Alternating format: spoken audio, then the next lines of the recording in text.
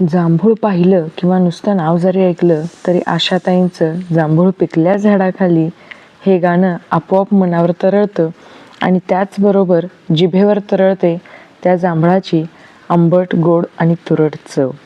बालपणी अंगणातलं जांभळाचं झाड तुम्हाला आजही आठवत असेल. चला तर मग आज आपण बनवूया अशाच या जांभळाचं मस्त असं सरबत. तर त्यासाठी ही पाव किलो जांभळं स्वच्छ अशी धुवून घ्यायची आहेत. 2 ते 3 वेळा पाणी बदलून आपल्याला ही धुवून घ्यायची आहेत. आणि आता आपण या जांभळामध्ये साधारण अर्धा ग्लास पाणी घालायचं आहे आणि ही आपण शिजवण्यासाठी ठेवायची आहेत.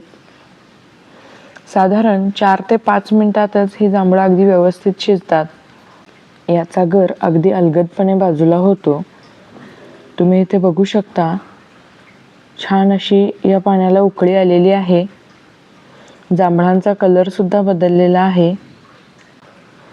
खूपच आरोग्यवर्धक असं हे जांभळाचं सरबत आहे. तुम्ही हे एकदा नक्की ट्राय करून बघा.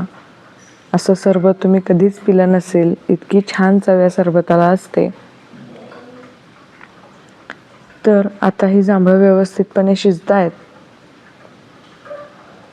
आणि ही व्यवस्थित शिजली गेली की आपण गॅस बंद करून घ्यायचा आहे आणि याला थंड होऊ द्यायचं आहे. 5-1 मिनिटात ही व्यवस्थित शिजली जातात. मी आता गॅस बंद करून हे थंड व्हायची वाट बघते. आता एका पॅनमध्ये मी साधारण 150 ग्रॅम साखर घेते आणि ती साखर भिजेल इतपत आपल्याला पाणी घालायचं आहे आणि याचा एकतारी पाक तयार करून घ्यायचा आहे. साखर व्यवस्थितपणे विरघळली आहे. अगदी 5-7 मिनिटातच याचा पाक तयार होतो. पाक तयार होत असताना ही साखर क्रिस्टलाइज होऊ नये म्हणून आपण यामध्ये थोडासा लिंबाचा रस सुद्धा घालणार आहोत.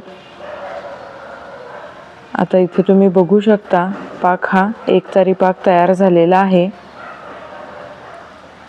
पाकाचे जे थेंब आहेत ते खाली पडून पुन्हा वर चिकटले जात आहेत. आता यामध्ये मी घालते 1 टेबलस्पून लिंबाचा रस.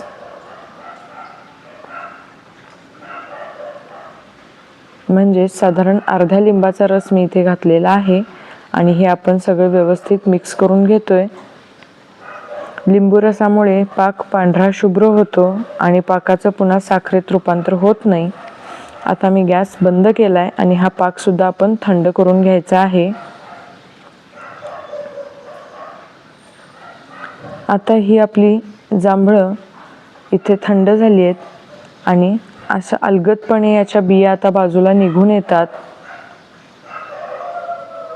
तर अशा प्रकारे आपण या साऱ्या जांभळांच्या बिया काढून घ्यायच्या आहेत.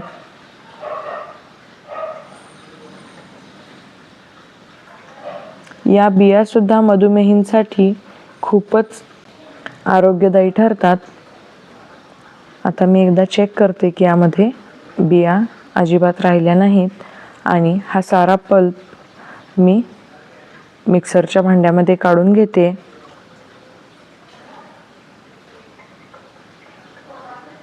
आता हे आपण मिक्सरमध्ये वाटून घेऊया आणि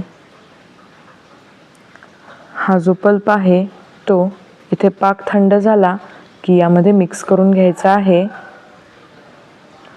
पाक इथे तुम्ही बघू शकता थंड झाल्यानंतर किती घट्ट झालाय. आणि आता आपण यामध्ये जांभळाचा जो पल्प होता तो पूर्ण यामध्ये घालून घ्यायचा आहे.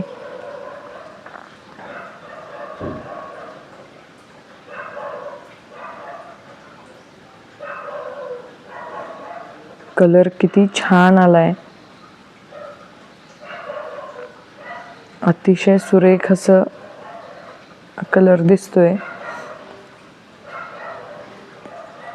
तर हे जे मिश्रण तयार झाले हे जांभळाचं सिरप आहे.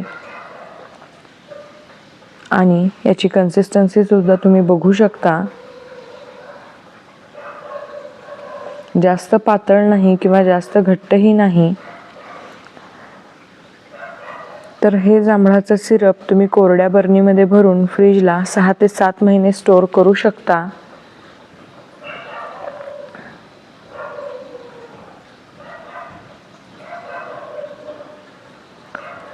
आणि जेव्हाही तुमची इच्छा होईल तेव्हा तुम्ही हे सरबत तयार करून घेऊ शकता. आता सर्व करताना ग्लासमध्ये 2 ते 3 चमचे हे सिरप घालायचं आहे. त्यामध्ये हवे तर तुम्ही आईस्क्यूबसुद्धा घालू शकता.